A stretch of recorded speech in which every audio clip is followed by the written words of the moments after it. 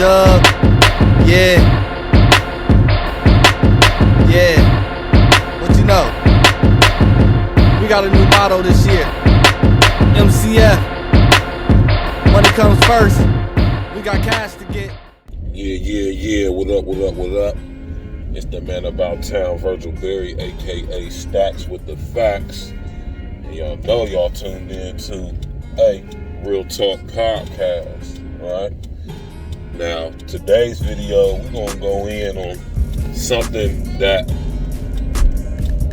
I'm gonna be honest, y'all. I'm gonna go ahead and take the credit for it. You know what I mean? I'm gonna take the credit for coining this phrase: psychological transgenderism. Now, first of all, smash that like button. You know what I'm saying? Subscribe to the page, click on the bell, all of that. You know what I mean? Psychological transgenderism. This is an ideology that I've noticed being displayed specifically, especially amongst mostly women, specifically black women. You got black women, like for instance, in the thumbnail, I got your girl, Asian Doll, right? She just was recently, I think on Instagram Live or something like that, and she just was talking so masculine. She was talking so brolic and so manly that and you know, like I said, shouts out to my homeboy Red Supreme TV1, keeping a foot on the neck, and he was talking about this earlier today, so I felt like I'm going to go in. Well, let me take that back. I decided that I'm going to go in a little bit more in depth, right? Psychological transgenderism. Now, this is the whole thing with this phenomena right here, because we have women being made into men, and we have men being made into women. You know what I mean? This is what I talk about when I talk about books like 1984 by George Orwell, and when I talk about books like Brave New World by Aldous Huxley, about how they're going to make the men into women and the women into men. You know what I'm saying? And when it comes to psychological transgenderism, it's not that these women, specifically black women, want to be transgender men physically, but psychologically. They talk like men, they act like men, they dress like men, they even think like men. They use male vernacular, and they use male how could I say it? They use male, I don't want to say talking points, but they use male language. You know what I mean? Now, if you've seen this IG Live about Asian Doll being questioned about why she's so rough around the edges and stuff, you know what I mean? She repeatedly was telling people, and this is another thing, remember back in the day when they came out with the concept of penis envy for women, when this whole feminist thing came in, and that still is relevant to today.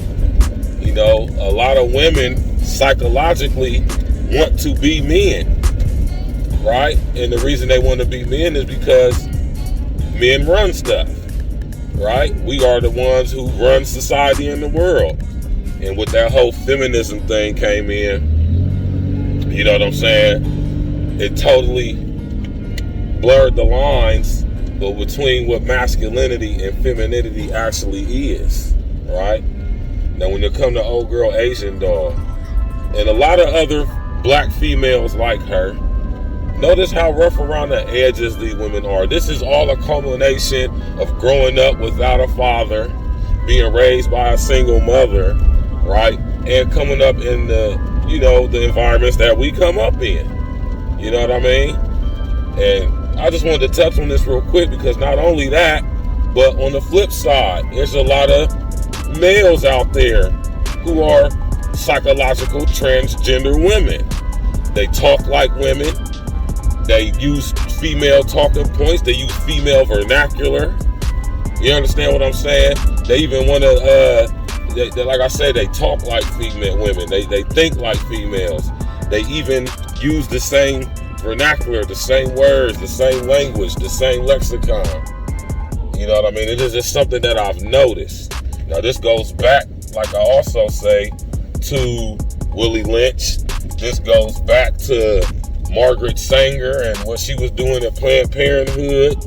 And I think everybody should take a look into this phenomenon for a lot of reasons. One of them being, right, that we can see in our society how men are being made into women and women are being made into men. And when you come to the psychological transgenderism, you have women, right, under the guise of fake masculinity, or should I say fake femininity, displaying masculinity, right?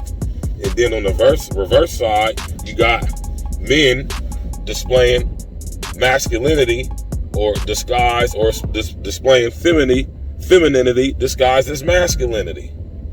You know, and this is a result of growing up in a home without a father in the home, without a man in the home, coupled with all the other things in our society, the LGBTQ, LMNOP barbecue committee, right? Or should I say the agenda, right? You got all these things from society coming in, confusing kids about their gender, about their sexual orientation. Hey, hold on real quick. Let me get 2 strawberry swishers. All right, yeah. And you know, I just, you know what I'm saying? This is something I wanted to touch on real quick. You know what I mean? We got to pay attention to this stuff, y'all. You know what I mean? And this goes back, like I say, to Brave New World by Aldous Huxley, when he was talking about genetically engineered humans. You know what I'm saying? Where children, or should I say humans, were not born anymore by natural means. They were genetically grown, modified in labs and hatcheries. This all ties in together, y'all. Y'all like my haircut? Shout out to my barber, Mr. Pringles the Barber. You know what I'm saying? So I just wanted to make this video real quick, just to let y'all know about this psychological transgenderism. So when you see it being put on display by a psychological transgender male or a psychological transgender female. All right, okay, let me get that in the regular one. Yeah.